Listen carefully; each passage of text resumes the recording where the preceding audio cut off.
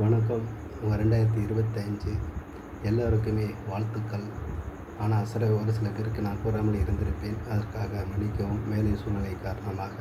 ஆகவே அவர்களுக்கும் எனது வாழ்த்துக்களையும் தெரிவித்துக் கொள்கிறேன். மேலும் இந்த 2025 எல்லோருக்குமே ஒரு நல்ல சான்ஸாகவே அமையும். நல்லபடியாகவே வாழ வேண்டும். யாருடைய மனதும் புண்படாமல் முதலில் பாதுகாத்து கொள்ள வேண்டும். கண்ணை இமை பாதுகாப்பது போல் அடுத்தவர்களின் மனம் புண்படாமல் பாதுகாத்து கொள்ளல்.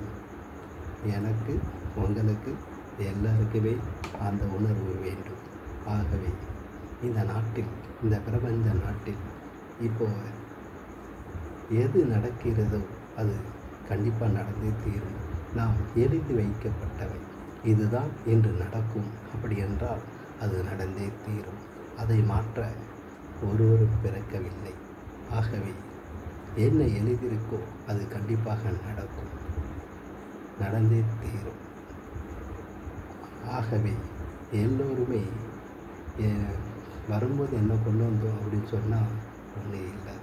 ஆனால் இருக்கிற வாழ்கிற கொஞ்ச கால நாள்லையாவது நம்ம ஒரு வாழ்ந்தோம் அப்படின்னு சொல்லக்கூடிய அளவுக்கு ஒரு கல் நட்டி வச்சுட்டு போகணும். அப்படியா அப்படின்னு சொல்லக்கூடாது. நாம் செய்கிற வேலைக்கும், நாம் சாப்பிட்ற சாப்பாட்டுக்கும் வீட்டில் உண்மையாக இருப்பீங்க, நாட்டிலையும் உண்மையாக இருக்கணும். எத்தனை தலைவர்களை பார்த்துருப்போம். இன்றைக்கி அவங்க இறந்ததுக்கப்புறம் அவர்களை நினைவு கூறக்கூடிய அளவுக்கு ஒரு தெருவிலையோ, ஒரு இடத்துக்கோ, ஒரு பஸ் ஸ்டாண்டுக்கோ, ஒரு நிறுவனத்துக்கோ அவங்களோட பெயரையோ வைப்பாங்க, சிலையை வச்சுருக்குறாங்க. உங்களுக்கு தெரியாதில்லை, எவ்வளவோ நடந்துருக்குது. அந்த மாதிரி ஒரு மைல்கல் மாதிரி உங்களுடைய பெயர் நினைவூட்டல் இருக்க வேண்டும். அந்த வரலாறு படைக்கக்கூடிய அளவுக்கு வாழ வேண்டும். எல்லோரும் சொல்லக்கூடியது தான்.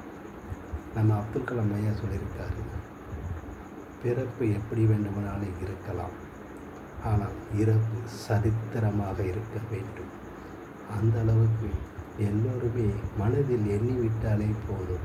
நாட்டில் கொலை, கொள்ளை, கற்பழிப்பு எந்த ஒரு பிரச்சனைகளுக்கும் வருவதில்லை.